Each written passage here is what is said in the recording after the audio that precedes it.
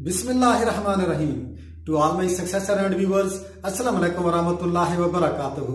मैं हूं मास्टर अजीजुल्लाह और हाजिर हुआ हूं एक नई मालूमाती वीडियो लेकर।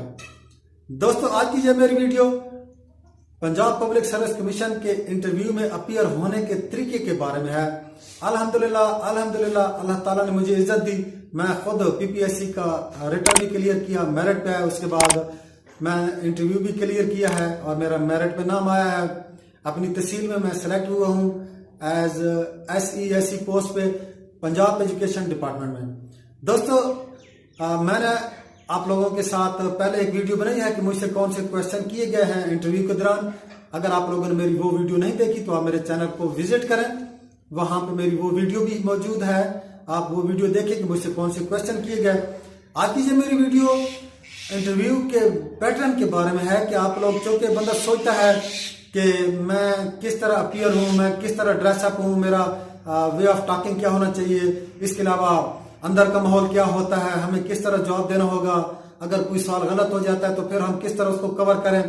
तो इस तरह के सवाल पे मबनी आज की मेरी वीडियो। इससे पहले कि मैं अपनी इस वीडियो को आगे बढ़ाऊं, आप दोस्तों से गुजारिश करूंगा कि जिन दोस्तों ने मेरे चैनल को सब्सक्राइब नहीं किया, आप जल्द अज जल्द इस चैनल को सब्सक्राइब करें, लाइक करें और बेल आइकन को भी प्रेस करें ताकि मेरी आने वाली तमाम वीडियो से आप दोस्तों को फायदा मिलता रहे।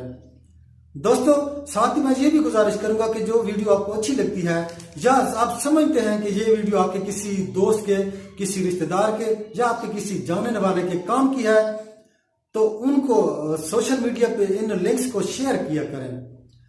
नियत ये होनी चाहिए कि हम सदका जारिया के तौर पर इन वीडियोस को शेयर कर रहे हैं, क्योंकि आपको पता है कि हमें हमारे इमाल का जो दारोमदार वो हमारी जो नीयत है उस पर ही होता है। और अगर हमारी नीयत ठीक हो, नेकी की हो, तो इंशाअल्लाह ताला हमें जरूर बाजरूर उसका अजर मिलेगा। दोस्तों, इंटरव्यू में किस तरह अपीयर होना है, Punjab public service commission PPSC उसके इंटरव्यू में किस तरह अपीयर होना है। दोस्तों, जो कॉमन पॉइंट है वो मैं आप दोस्तों के साथ शेयर करूंगा। मेरे बहुत से दोस्तों ने ऑलरेडी आप लोगों को बहुत कुछ बताया होगा, लेकिन मैं आप दोस्तों को ये कहूंगा कि आप उन लोगों के साथ अटैच हों जो क्लियर कर जाते हैं, क्योंकि जो इंटरव्यू में रह जाते हैं वो, जिस तरह एक मुहावरा है कि नाच ना जाने आंगन टेढ़ा, जब वो लोग नॉट कमेंट होते हैं तो जाहिर है वो आप लोगों को डिसहर्ट करने की कोशिश करेंगे। कुछ लोग होंगे जो आपको रियलिटीज बताएंगे, तो इसलिए कोशिश किया करें कि जो रिकमेंड हो जाते हैं, जो मेरिट पे आ जाते हैं, आप उनके साथ अटैच हों, उनके साथ आप अपने ख्यालात जो हैं उनके साथ तबादला ख्याल किया करें, शेयर किया करें। यकीन जानिए कि ये बहुत फ्रूटफुल रहेगा आप लोगों के लिए। दोस्तों, सबसे पहले तो मैं आपको ये बता दूं, जहां तक PPSC के इंटरव्यू में अपीयर होने की बात है, जब भी आपकी कॉल आती है, जो आपको गिवन टाइम होता है कि किस टाइम आप लोगों ने इंटरव्यू पे पहुंच जाना है, कौन से सेंटर पे, तो आप एक वाजे मार्जिन रखकर आप सफर करें। आप जहां कहीं भी हो, कोशिश करें कि अपने सेंटर पे इन टाइम पहुंचे। जब आप इन टाइम पहुंच जाएंगे रिलैक्स होके, उसके बाद जो दूसरी चीज है वो है आपका ड्रेस कोड। दोस्तों, ये बहुत मायने रखता है। इंटरव्यू में जो एटिकेट होते हैं, जो इंटरव्यू के नॉर्म्स होते हैं, ये बहुत बहुत मायने रखते हैं। आपको ऐसे लोग बहुत मिलेंगे जो आपको कहेंगे कि इंटरव्यू में कुछ भी नहीं होता, आप बस चले जाएं, जो भी ड्रेस हो नसीब में होगा तो आप सेलेक्ट हो जाएंगे। दोस्तों, जहां तक नसीब की बात है, बेशक नसीब में जो होता है वही मिलता है, लेकिन हिम्मत है तो पैदा कर, फिर दो से बरी अपना। हिम्मत है तो पैदा कर, फिर दो से बरी अपना। मांगी हुई जन्नत से दोज़ख का अजाब अच्छा। हिम्मत पैदा करें, अपने आप को उस कैलिबर में लेकर आए, ताकि PPSC हो या कोई और इदारा हो, आपकी सिलेक्शन 100% हो जाए। दोस्तों, आपका जो ड्रेस कोड है, बात चली ड्रेस कोड से, आपका जो ड्रेस कोड है, कोशिश करें कि जो आप समझते हैं कि आपका टॉप क्लास ड्रेस है वो आप पहन कर जाएं। यानी आपके पास जो कलेक्शन है, कोशिश करें कि न्यू वन ले लें। अगर आप इस काबिल नहीं हैं, अगर आप इस स्टेट में नहीं है कि आप न्यू वन ले सकते हैं, तो आपके जो कलेक्शन है उसमें जो आपका टॉप क्लास ड्रेस है आप वो पहन कर जाएं। मौसम के हालात के मुताबिक, कि जिस तरह का मौसम चल रहा है, आप उसी तरह का ड्रेस कोड पहने। अगर जिस तरह मैं आपको बताता हूं कि आप एप्रन लेते हैं, वास्केट लेते हैं, कोट लेते हैं, तो उसके बटन जब आप इंटरव्यू में जाएंगे तो बटन उसके प्रॉपर तौर पर बंद होने चाहिए, बटन खोला हुआ नहीं होना चाहिए। ऐसा ड्रेस होना चाहिए जिसमें आप रिलैक्स फील करें। यानी अगर आप 3 पीस पहनकर जानते हैं, आप इंटरव्यू में चलेंगे 3 पीस पहनकर और वहां पे जाके आप बार बार आपकी जो टाई है आप उसके साथ खेलते हैं, फिंगरिंग करते हैं टाई के साथ, आप अनईजी फील करते हैं, तो उस 3 पीस पहनने का फायदा नहीं है। आपके सामने मैं अपनी मिसाल दूं, मैं जिस कंडीशन में खड़ा हूं मैं इसी कंडीशन में गया था इंटरव्यू देने और अल्हम्दुलिल्लाह मेरा मेरिट पे नाम आया। यानी आपका जो ड्रेस कोड है ऐसा होना चाहिए जिसमें आप अपने आप को रिलैक्स फील करें। न्यू वन की मैं इसलिए बात कर रहा था कि वो ऑटोमेटिकली आपका जो कॉन्फिडेंस लेवल है वो बिल्ड अप हो जाता है, वो बढ़ जाता है। बंदे को पता होता है मैंने नए कपड़े लिए हैं, नया जोड़ा लिया है। वो उसके बाद जो आपके शूज हैं, जो आपकी जूतियां हैं, वो मौसम के मुताबिक होनी चाहिए। कोशिश करें कि जूती ऐसी होनी चाहिए जो पॉलिश हो सके, ताकि इंटरव्यू में अपीयर होने से पहले आपकी जूतियां पॉलिश होनी चाहिए, बिल्कुल साफ होनी चाहिए। यानी सीरियसनेस, आप जब इंटरव्यू में जाते हैं तो उसमें मैच्योरनेस और सीरियसनेस होना चाहिए। ये ना हो कि बस मैं चला गया हूं इंटरव्यू देने और इंटरव्यू दे के आ गया हूं, नसीब में होगा तो हो जाऊंगा, अगर नहीं हुआ तो नहीं होगा। ये जुमले डिसहर्ट करने के लिए होते हैं। ये हो गई ड्रेस की बात। उसके बाद मैं हेयर कट की बात करूंगा। आप बिल्कुल आपकी जो हेयर कट है, जिस दिन आपका इंटरव्यू होता है आप इंटरव्यू से कम 4, 5, 6 दिन पहले अपना हेयर स्टाइल बना लें, आप हेयर कट करा लें जो आपको खुद को अच्छी लगती है। यानी बिल्कुल फ्रेश कट ना करें, लेकिन कम से कम 4, 5, 6 दिन का गैप जरूर रखें, ताकि जो ग्रोथ है आपके बालों की वो थोड़ी सी बढ़ जाए और लुक अच्छी लगे, आप स्मार्ट नजर आए। उसके बाद दोस्तों, जहां तक इंटरव्यू के जो कमरा है उसमें इन होने की बात है, दोस्तों जब भी आपका नंबर है आप अपना एतमाद बढ़ाने के लिए दुरूद शरीफ पढ़ें। यकीन जानिए दुरूद शरीफ में बहुत ताकत है। आप दुरूद शरीफ पढ़ते रहें, जब आपका नंबर आएगा आप दरवाजे के सामने जाके खड़े हो जाएंगे। जो भी उनका पैटर्न है, लाइट बाज का उन्होंने ऑन ऑफ कर रखी होती है, लाइट जब ऑन होती है तो बंदा समझ जाता है कि आप बुला रहे हैं। बाज बात रिंग बेल होती है, बाज का तो उनका पियन होता है जो दरवाजे पे खड़ा होता है, वो आपको बुलाता है कि नेक्स्ट कैंडिडेट आ जाए। जो भी हो आप दुरूद शरीफ पढ़ते रहे। जब आपको अंदर बुलाया जाता है तो दोस्तों यहां पर इंटरव्यू नाम है दरवाजे से दरवाजे तक, दरवाजे से दरवाजे तक का नाम है इंटरव्यू। दोस्तों आपने दरवाजे पे खड़े होना है। अगर दरवाजा आपका जो गेट कीपर है या जो अटेंडेंट है जो गेट पे खड़ा है, दरवाजे पे खड़ा है, या जो पियन है, जो वॉचमैन का जो भी हो, अगर वो है वो खुद दरवाजा खोलता है, वेल एंड गुड। अगर नहीं खोलता, आपने खुद दरवाजे को तकरीबन इतना खोलना है कि जो मेंबर सामने बैठे हैं वो विजिबल हो जाए, आपको नजर आए। आपने अंदर नहीं जाना, आपने सिंपल दरवाजा खोलना है, परमिशन मांगनी है। एटिकेट, यहां पे बात हो गई एटिकेट की। आपने परमिशन मांगनी है, सर मे आई कम इन।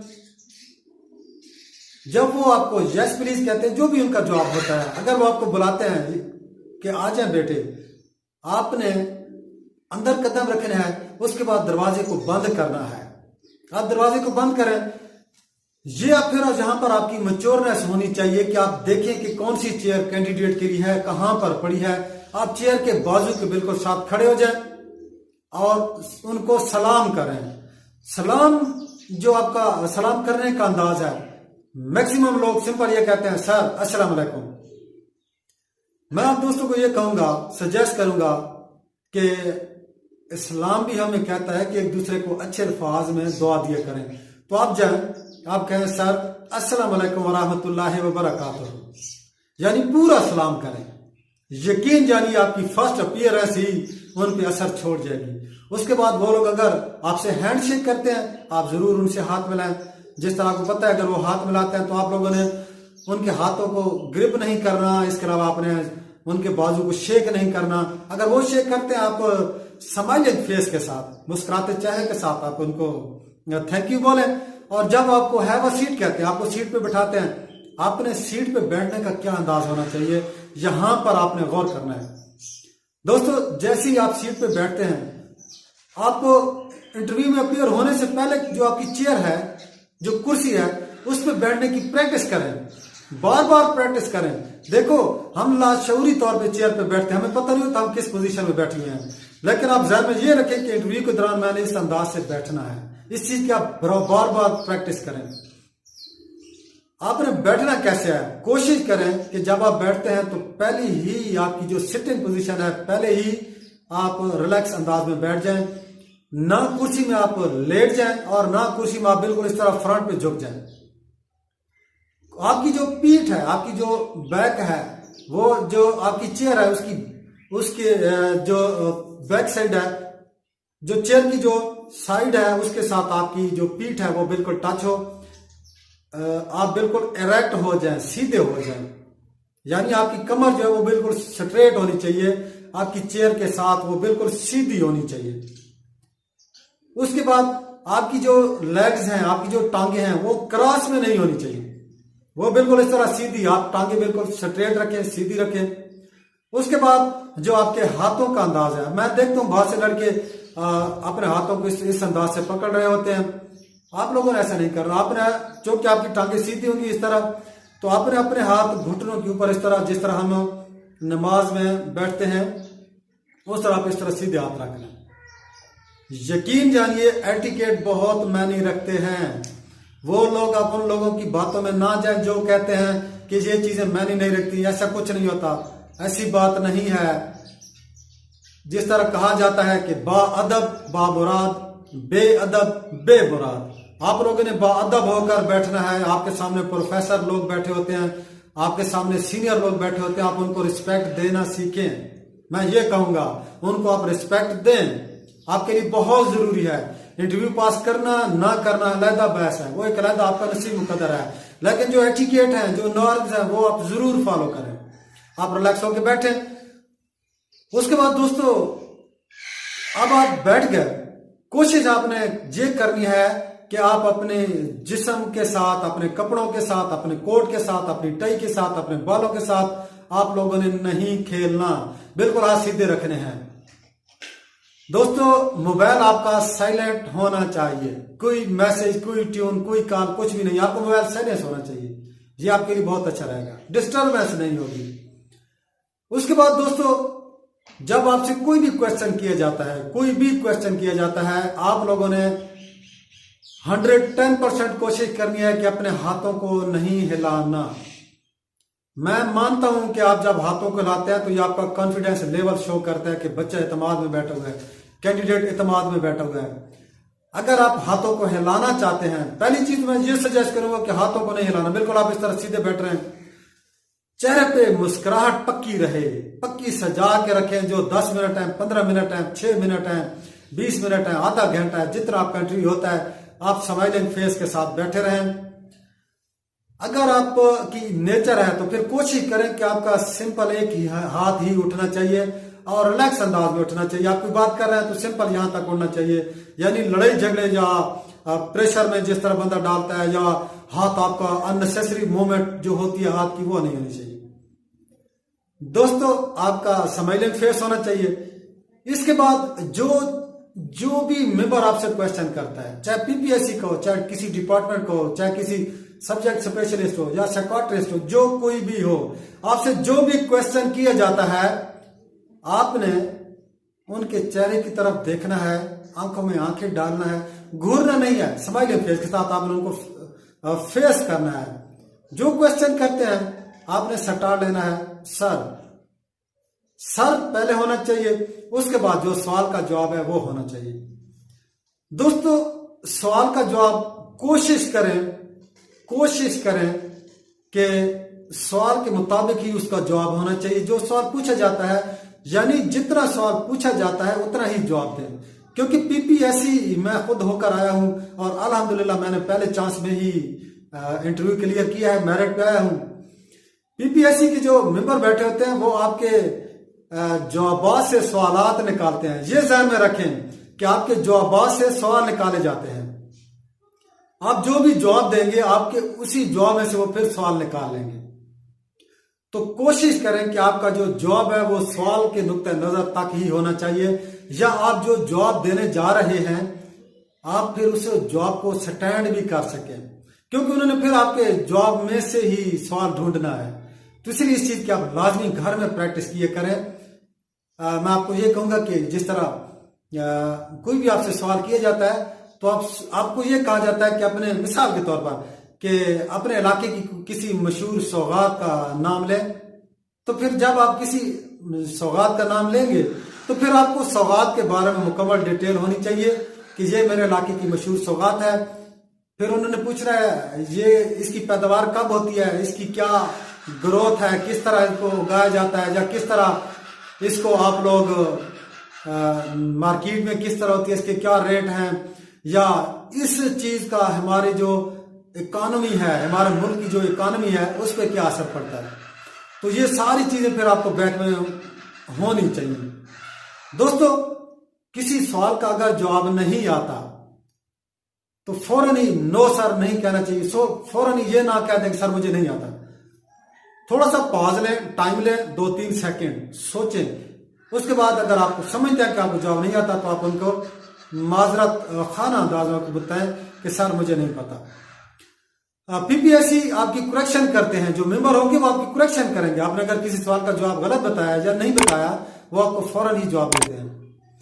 जब वो आपकी करेक्शन करते हैं, आपको सवाल का जवाब बताते हैं, तो आपने उनका शुक्रिया अदा करना है। दोस्तों, ये ध्यान में रख लें, जब वो आपको किसी सवाल का जवाब बताते हैं आपने उनका शुक्रिया अदा करना है। आपने इस तरह बोलना है कि सर थैंक यू, सर बहुत बहुत शुक्रिया, आपने मेरे इल्म में इजाफा किया। खामोश नहीं हो जाना, कंफ्यूज नहीं हो जाना। दोस्तों, ये वो पॉइंट है जो आपको हर बंदा नहीं बता सकता। आपको किसी सवाल का जवाब नहीं पता, पीपीएससी का मेंबर आपको फौरन ही बताएगा। आपने कहा कि सर मुझे नहीं पता, वो आपको बताएंगे कि बेटे इसका जवाब ये है या इसका ये जवाब है। तो आपने कंफ्यूज नहीं हो जाना, आपने कहना है सर थैंक यू, सर आपने मेरे इल्म में इजाफा किया, सर आपका बहुत शुक्रिया, सर मुझे इसका जवाब जानकर बहुत खुशी हुई। यानी आप उनको बैक दें, फिर भी आपने उनको बूस्ट करना है कि जी सर आपका बहुत शुक्रिया कि आपने मुझे सवाल का जवाब दे दिया है।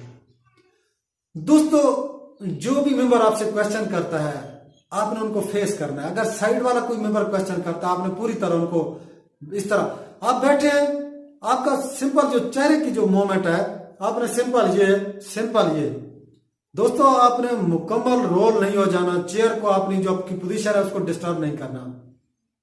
ये वो पॉइंट है जो हर बंदा आपको नहीं बता सकता। अच्छा, तो जो मेंबर आपसे क्वेश्चन करता है आपने उस मेंबर की तरफ चेहरा करना है और उसको जवाब देना है। स्माइलिंग फेस, मुस्कुराते चेहरे के साथ। किसी को देखकर मुस्कुराना सदका जारिया है, हदीस पाक का मफहूम है। ये हदीस अपने पल्लू के साथ बांध लीजिए। इंटरव्यू में आपकी सिलेक्शन हो सकती है। मैं आपके सामने खड़ा हूं, आपको मैं 100% श्योरिटी देता हूं। आपने जब भी किसी से मिलना है मुस्कुराते चेहरे के साथ प्रैक्टिस करें। लोगों को मिले मुस्कुराते चेहरे के साथ मिले, तो तब आपकी इंटरव्यू में भी आप अपने आप को इस कैलिबर पे पहुंचा पाएंगे। दोस्तों, जब आपसे जो भी सवाल किए जाते हैं, जितना भी, आपने वहां पे अनईजी फील नहीं होने देना। आप उनको ये शो नहीं करने देना कि आप थक गए हैं, या आपको अगर कोई सवाल का जवाब नहीं आता आपने कंफ्यूज नहीं हो जाना। जिस तरह मैंने देखा है कि बंदे जनाब बॉलों से खेलना शुरू करते हैं, उंगलियां इस तरह करना शुरू, आपने ऐसा बिल्कुल नहीं करना। जैसा मैंने आपको बताया है कि सवाल का जवाब नहीं आता तो मेंबर आपको खुद बता देंगे। जब वो बताते हैं तो जब आप उनको शुक्रिया अदा करते हैं तो आपका अपना कॉन्फिडेंस लेवल भी बिल्ड हो जाता है। दोस्तों, उसके बाद एक चीज है सब्जेक्ट ग्रिप, कि आप किस सब्जेक्ट में अपीयर हो रहे हैं, आप किस पोस्ट के लिए अपीयर हो रहे हैं, उस पोस्ट के बारे में आपका नॉलेज जरूर चेक किया जाता है। आप सब्जेक्ट स्पेशलिस्ट जा रहे हैं, आप किसी ऑर्गेनाइजेशन में किसी हाई पोस्ट पे जा रहे हैं, आप जिस ट्रेड में भी जा रहे हैं, जिस वैकेंसी के अगेंस्ट जा रहे हैं, उसका इल्म आपको जरूर होना चाहिए। उसमें आपकी मिस्टेक नहीं होनी चाहिए, उसमें आपकी गलतियां नहीं होनी चाहिए। अगर आप एज ए सब्जेक्ट स्पेशलिस्ट जा रहे हैं तो अपने सब्जेक्ट पे ग्रिप होनी चाहिए। ये आप अपना नॉलेज इंक्रीज करके जाएं, जरूर करके जाएं। आपका नॉलेज बहुत मायने रखता है। जनरल नॉलेज की मैं बात नहीं कर रहा। जिस पोस्ट के लिए आप जा रहे हैं उस पोस्ट की मैं बात कर रहा हूं। उस पोस्ट के बारे में आपको लाजमी पता होना चाहिए। आपसे पूछा, मुझसे पूछा गया कि SESC पोस्ट क्या चीज है, SESC किस चीज की एब्रीवेशन है, ये कौन सा BPS है, कौन सा स्केल है, इसकी क्या पेमेंट होगी, इसकी क्या ड्यूटीज है, रिस्पॉन्सिबिलिटीज होंगी, इसमें क्या डिफरेंस होगा, इसके बाद नेक्स्ट क्या प्रमोशन होती है, आप किस स्केल में जाएंगे, किस तरह जाएंगे, कितनी सैलरी होगी, कौन से इदारे में आप जा रहे हैं, पहले वाली जॉब आप क्यों छोड़ रहे हैं, इस इदारे में आप क्यों आना चाहते हैं, अगर आप पहले फलां जॉब पे कर रहे हैं, फलां ऑर्गेनाइजेशन में काम कर रहे हैं, तो आप अब उसको क्यों छोड़ना चाहते हैं, अगर आप छोड़ना चाहते हैं तो पहले उसको ज्वाइन क्यों किया था। ये वो सवाल है दोस्तों जो वहां पर आपको कंफ्यूज करेंगे।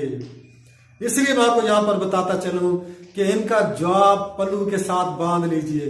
आपने जो कुछ भी पूछना है वीडियो के नीचे जाएं, कमेंट करें, मुझसे पूछें, मैं 100% कोशिश करूंगा आपको गाइडलाइन देने की। एक ही गुजारिश करता हूं, मेरे चैनल को लाजमी सब्सक्राइब किए करें। यकीन जानिए मैं आप लोगों से और कुछ नहीं मांगता, सिंपल यही चाहता हूं कि आप मेरे चैनल को सब्सक्राइब करें, लाइक करें, बेल आइकन को भी प्रेस करें ताकि मेरी वीडियो आपको मिलती रहे, मुझे हौसला बढ़ता रहे, मेरा हौसला बढ़ता रहे। दोस्तों, जब सवाल जवाब खत्म हो जाते हैं, मैंने अपनी इस वीडियो के शुरू में एक बात की थी, इंटरव्यू नाम है दरवाजे से दरवाजे तक का, दरवाजे से दरवाजे तक।